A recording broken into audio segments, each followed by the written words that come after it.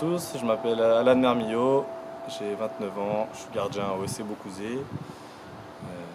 Voilà, j'ai été formé à Saint-Étienne, j'ai joué à Toulouse, au Toulouse Football Club, pardon, à Troyes, à Orléans, à Rouen, au Paris FC, entre autres, en National et en Ligue 2. Voilà. Est-ce que tu peux nous faire un petit bilan de la saison au SC Beaucouzé? Alors le bilan, alors mon bilan il va être un petit peu tronqué vu que je suis arrivé que fin janvier, début février, même si je m'entraînais déjà avec Beaucouzé depuis le mois de novembre, suite à une blessure au genou. Donc voilà, après le bilan est plutôt positif vu qu'on a réussi à se maintenir en DH, on a été en finale de Coupe Atlantique. On aurait peut-être pu faire un petit peu plus en Coupe de l'Anjou, mais avec les matchs de DH, les matchs de Coupe Atlantique, c'était un petit peu à cheval. Donc voilà, mais sinon le bilan est plutôt positif, collectivement. Après, personnellement, j'avais hâte de retrouver les terrains, du temps de jeu, et ça s'est plutôt bien passé dans l'ensemble. Et par rapport à ton expérience d'un joueur de haut niveau, qu'est-ce que tu as pu apporter cette année à Beaucouzé? J'ai essayé d'apporter pas mal de communication, parce que quand on est gardien, ça fait aussi partie de ça.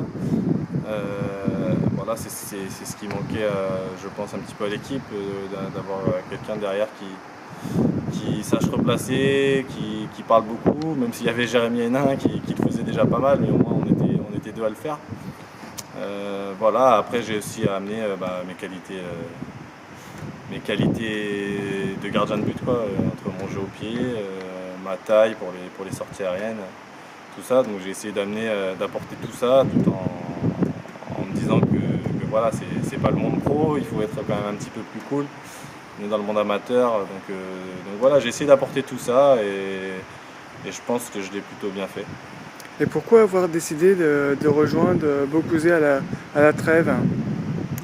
Alors ça a été un petit peu compliqué avant que j'arrive. Voilà, moi au départ j'étais vraiment venu pour me relancer, pour me remettre en forme parce que j'avais subi une opération des ligaments croisés. Voilà, j'avais un déficit, il fallait que je retrouve la forme. Donc voilà, une fois que j'ai été plutôt en forme, j'ai eu quelques contacts avec des clubs de CFA, CFA2. Malheureusement, ça s'est pas fait. Il y a eu pas mal de choses qui ont joué aussi dans mes choix, des raisons familiales, ma femme qui était enceinte, voilà, plein de choses comme ça. Donc finalement, j'ai décidé de rester, de rester ici, quoi. Et voilà, ça s'est fait naturellement. On s'entendait bien. J'étais pas forcément venu pour ça, mais le club m'a sollicité et j'ai répondu favorablement. Est-ce que tu as un plan de carrière futur? Actuellement, pas vraiment. Si demain j'ai des clubs qui m'appellent, je réfléchirai, j'écouterai ce qu'ils ont à me dire. En tout cas, je m'éloignerai plus comme j'ai pu le faire auparavant, à vadrouiller à droite, à gauche, dans les quatre coins de la France. Voilà, aujourd'hui j'ai une femme, j'ai des enfants. J'arrive à un âge aussi un petit peu plus élevé, même si j'ai que 29 ans, mais voilà, à un moment donné il faut se poser. J'ai pas vraiment de plan. Après, si demain j'ai un club de CFA, de CFA2 qui m'appelle, un club de Ligue 2 nationale qui a besoin de moi, voilà, j'écouterai, on essaiera de trouver la meilleure solution possible. Mais je quitterai pas tout pour rien comme j'ai pu le faire auparavant pour le foot, quoi. Et toi qui as connu le monde professionnel et maintenant le monde amateur, qu'est-ce que tu peux nous dire entre les différences et puis les similitudes? Alors les différences elles sont énormes, mais on s'en rend pas compte quand on est dans un monde et on se rend pas compte de toutes les différences qu'il y a dans l'autre monde. Vraiment pour ça il faut vraiment avoir vécu les deux. Le monde pro c'est voilà, déjà vous vous levez le matin, la seule chose à laquelle vous avez besoin de penser c'est simplement d'être bon sur le terrain. Voilà, tout le monde est là autour de vous pour ça, pour vous donner le meilleur de vous-même. Dans le monde amateur, c'est différent, il faut faire avec les aléas des autres joueurs qui travaillent, qui finissent tard. Pour les matchs, c'est pareil. Donc voilà, déjà, c'est une grosse différence. Euh, Parce que pour moi, je pense qu'elle joue quand même. Ça joue vraiment sur les performances du week-end. Voilà, entre quelqu'un qui se prépare toute la semaine pour jouer un match et quelqu'un qui a son boulot et qui vient le week-end pour simplement se faire plaisir. Voilà, la différence, elle est vraiment là. Et qu'est-ce que tu retiens de ton expérience du monde professionnel? Je retiens beaucoup de choses, des bonnes, des moins bonnes. Voilà, j'ai vécu vraiment de belles choses dans le monde pro. J'ai vécu aussi des moments difficiles, mais après ça, c'est les aléas d'une carrière. Ce que je retiens en gros, c'est qu'il faut être fort mentalement et il faut être très bien entouré, que ce soit au niveau de la famille ou au niveau des agents, des amis, etc. Voilà, c'est quelque chose qui est très important euh, parce qu'il n'y a aucun cadeau qui est fait dans ce monde-là. Si demain vous n'êtes pas bon, enfin, voilà, on peut vous remplacer du jour au lendemain sans raison, vraiment de bonnes raisons, quoi. Donc voilà ce que je retiens un peu de ce monde. Peux-tu nous dire sur ton expérience en centre de formation? Alors mon expérience en centre de formation, c'était une super expérience au niveau footballistique parce que on avait toutes les infrastructures qui étaient à notre disposition. J'étais à Saint-Étienne, on avait des super terrains, chaque catégorie avait son terrain en herbe, entretenu à la perfection par le jardinier. Donc c'était vraiment une super expérience. Après, voilà, comme je disais tout à l'heure, c'est vraiment mentalement, il faut être vraiment très fort parce que le gardien qui est avec vous, c'est peut-être votre pote, mais à un moment donné, ce sera ou vous ou lui, et c'est pareil pour tous les joueurs. Voilà, c'est vraiment c'est un monde un petit peu bizarre, mais quand on est dedans, on ne se rend pas vraiment compte de tout ça. On sait qu'il faut être le meilleur pour l'année d'après être dans la catégorie au-dessus et puis espérer avoir du temps de jeu, mais on ne se rend pas compte que les propres collègues avec qui on passe 24 heures sur 24, c'est aussi nos ennemis entre guillemets parce que voilà, il faut qu'on leur prenne leur place, enfin faut qu'on gagne sa place, quoi. Et pourquoi avoir choisi le centre de formation de la Saint-Étienne? Alors ça a été un petit peu pas par défaut, mais bon, à cette époque-là, j'étais fan de Saint-Étienne. C'était proche de chez mes parents. Donc voilà ce qui a un petit peu décidé tout ça. Je savais que c'était un super centre en France, avec des infrastructures qui à l'époque, je crois qu'il y avait que Saint-Étienne et Lens qui avaient des infrastructures comme ça, avec un synthétique couvert, avec des grandes plaines de terre en herbe. Voilà, on dormait sur place, on allait simplement à l'école dans un collège à côté. C'est aussi ce qui a fait la différence, parce que je voulais pas être enfermé toute la journée qu'avec les joueurs. Donc voilà, c'était un petit peu pour tout ça. Et qu'est-ce que tu pourrais dire aux jeunes qui aimeraient éventuellement devenir joueur professionnel ou intégrer un centre de formation? Ce que j'aimerais leur dire, c'est de bien se préparer mentalement.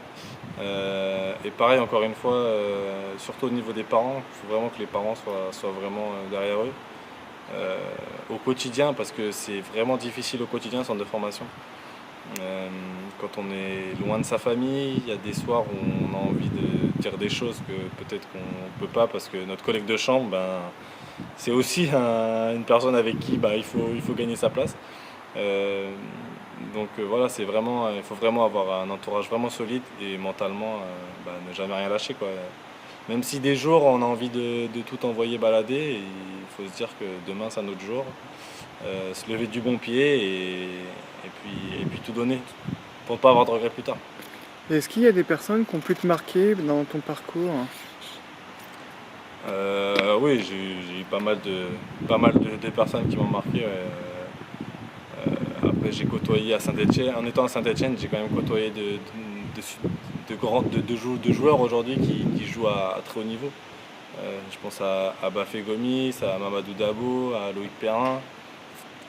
Voilà, c'est des personnes avec qui j'étais au centre, quoi. Même s'ils étaient plus âgés que moi, mais on était dans le même couloir. Eux étaient un petit peu plus loin dans le couloir parce qu'ils étaient plus âgés, mais on partageait tout ça. Donc c'est vraiment des personnes qui m'ont marqué, qui mentalement, on peut le voir, et sont très très forts.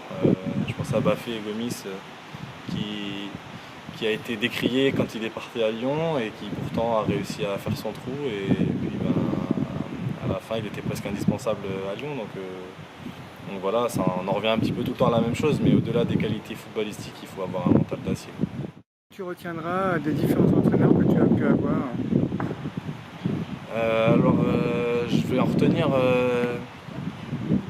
un ou deux qui m'ont vraiment marqué parce qu'ils étaient vraiment tout le temps sur moi. Je pensais qu'ils ne m'aimaient pas presque, mais en fin de compte, en faisant le bilan à la fin de la saison, je me rendais compte que j'avais vachement progressé. Voilà, je retiens que c'est des personnes qui sont là vraiment pour nous faire progresser, même si on pense que pendant une séance, ils sont tout le temps sur nous parce qu'on a certainement fait quelque chose de mal et qu'on croit qu'ils nous détestent, mais en fin de compte, c'est vraiment pour nous aider. Alors c'est leur façon de le dire qui est peut-être spéciale, mais dans un centre de formation, il n'y a aucun cadeau qui est fait. Si mentalement vous n'y êtes pas, vous lâchez, ben, ils vous disent la porte est ouverte, quoi. Donc voilà. Un milieu quand même assez ingrat finalement. Oui, c'est un milieu, milieu très ingrat, enfin ingrat. Quand on dit que c'est un milieu de requins, le mot est peut-être faible, mais ou peut faire rire, mais c'est la vérité. Il n'y a aucun cadeau qui est fait à personne. Même si vous avez du talent, si à un moment donné, mentalement, vous n'y êtes pas, on ne vous fera aucun cadeau. Parce que le club en question mise de l'argent sur le jeune en question. Ouais, c'est ça, ouais. C'est ça. Au-delà d'être un joueur ou un jeune de 15-16 ans en pleine adolescence, pour les dirigeants, je pense aux présidents ou ceux qui misent de l'argent, pour eux, on est une valeur marchande avant tout. Alors on ne se rend pas compte quand on a cet âge-là. On ne voit pas tout ça, on ne pense pas à tout ça, mais malheureusement c'est le cas. C'est une sacrée pression sur le jeune. À cet âge-là, on ne s'en rend pas vraiment compte. On est un petit peu obnubilé par le fait de se dire qu'on va peut-être jouer un pro un jour. On ne sait pas, à cet âge-là, on ne sait pas du tout. On ne se rend pas vraiment compte de la pression. Plus on grandit, je dirais, plus on s'en rend compte quand on commence à arriver en équipe réserve. Là, on se rend compte que oui, voilà, il faut vraiment être bon, être performant pour passer au-dessus parce que le club attend beaucoup de vous. Et tu as gardé avec des contacts dans tes anciens clubs ou avec des anciens entraîneurs ou des anciens joueurs? Avec des entraîneurs, non. Après, enfin non. Les entraîneurs principaux, non. Avec des entraîneurs de gardiens, oui. Parce qu'on a un rapport qui est un peu plus privilégié. Des joueurs, oui, j'ai gardé des contacts. Après, avec des personnes que j'ai rencontrées beaucoup plus tard. Je pense à Damien Da Silva, avec qui j'ai joué à Rouen pendant 2 saisons, avec qui on est proches, on s'appelle assez souvent, on s'envoie des petits messages. Voilà, quand ça va pas ou quand je sens qu'il va pas, j'essaye de l'appeler, qu'on discute, on pense à d'autres choses. Voilà, après, d'autres joueurs aussi qui jouent en Ligue 2. Je pense à Kevin Dupuis qui vient de monter avec Orléans en Ligue 2, voilà, des joueurs comme ça. J'ai gardé quelques contacts avec de bonnes personnes. Et ça te manque pas de ne plus être dans ce milieu-là? Alors je vais dire oui et non, parce que oui, ça me manque d'être au quotidien sur un terrain et de se dépenser, de se donner à fond et de préparer un match hyper important pour le week-end. Le côté qui me manque pas, c'est tout l'entourage, on va dire. Tout l'entourage ne me manque pas parce que C'est difficile, c'est très difficile de faire confiance entre les agents, les directeurs sportifs, voilà, les vice-présidents, même les présidents des fois. C'est souvent difficile de faire confiance parce que c'est pareil, on est là pour aider le club à réussir avant tout, qu'on soit bon, qu'on soit pas bon. Enfin, il faut surtout être bon, quoi. Voilà, c'est surtout ça. Tu peux me dire, Alan, sur le côté un peu protection du joueur professionnel que toi tu as pu vivre à l'AS Saint-Étienne? Euh, alors, un joueur pro, il se protège beaucoup, même si des fois on a l'impression qu'il est hautain ou qu'il a la grosse tête, quoi, entre guillemets. Souvent, je dis pas que c'est tout le temps le cas, il y en a certainement qui ont la grosse tête, mais souvent c'est une protection. Voilà, on essaie de se protéger un petit peu de ce monde-là parce on sait qu'on est envié, on sait qu'on est jalousé. Donc voilà, c'est une forme de carapace qu'on se met pour être un petit peu plus tranquille dans notre vie. Que c'est vrai que ça peut être des supporters ou des personnes justement qui sont en dehors du milieu du foot, en l'occurrence, bah, trouvent ça un peu choquant des fois, hein. Ouais, c'est sûr, c'est des choses que je comprends. Après, le problème dans ce monde-là, c'est que tout va se savoir.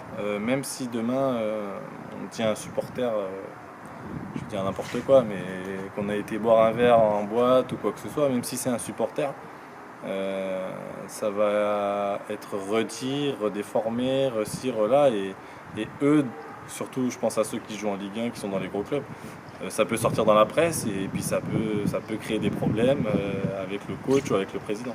Donc voilà, c'est des choses auxquelles on ne pense pas forcément quand on est sur supporter ou quand on est simple amateur de foot ou quoi que ce soit, mais souvent, en général, moi en tout cas dans ma carrière, j'ai jamais connu de joueurs avec vraiment la grosse tête ou vraiment qui parlent à personne, qui sont hautains, etc.